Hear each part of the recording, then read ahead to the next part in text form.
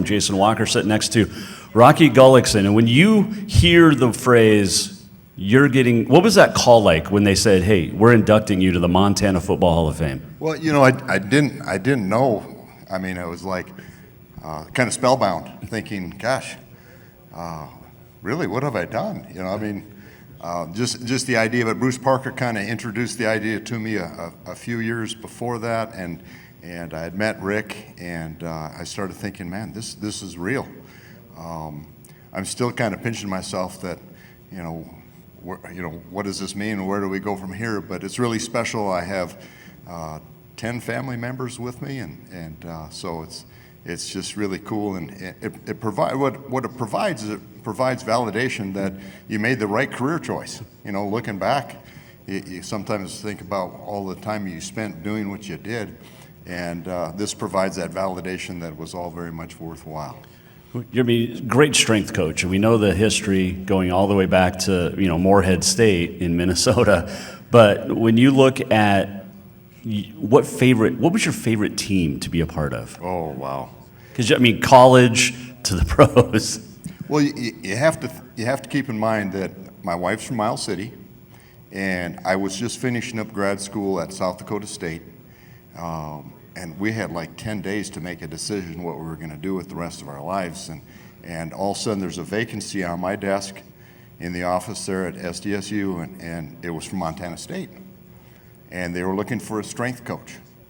And years before I had told my folks that, I want to study to be a strength coach, and nobody even knew what that was at that time.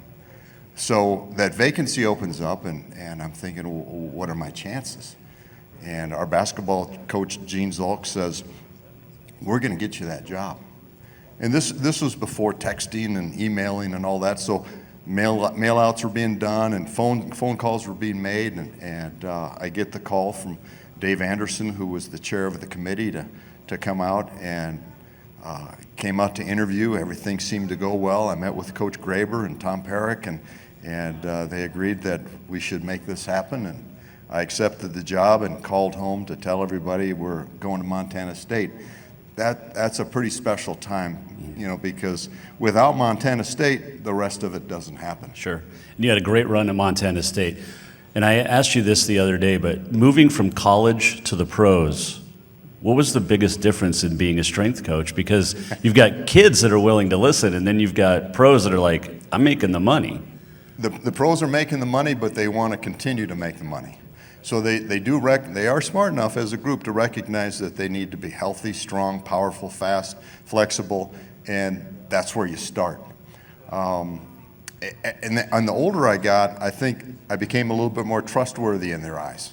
That, hey, you've been doing this for a long time. It was that initial start with the Saints that I was just so nervous about meeting the guys for the first time and explaining to them their workouts, but they fell in line very rapidly, and they were so anxious to win. And Jim Haslett, our head coach there, did a great sales pitch and telling them that this is all going to work and we're going to make this thing happen. And as a result of that, we win the first playoff game ever for the Saints in 2000. But yeah, it was really a special time. How good was the Cajun food in New Orleans? Very memorable. Yeah, when we talk about living in New Orleans, we talk about the Saints first, and then we talk about the food second. And being a strength coach, how tough was that for you? Because Cajun food's not necessarily the healthiest. Yeah, no, you go and you order just the simplest of dishes, and it comes just bathed in some type of butter sauce, and you learn real quick, I've got to ask not for the butter sauce next time. But yeah, just really a fun time. What was your favorite part of being in the NFL? Being with the guys. When you look back at it, you think about being in the team meetings, you think about being in the coaches' meetings, and then you think about meeting the fellows and helping them in the weight room. Nothing surpasses the relationships that you build with the players.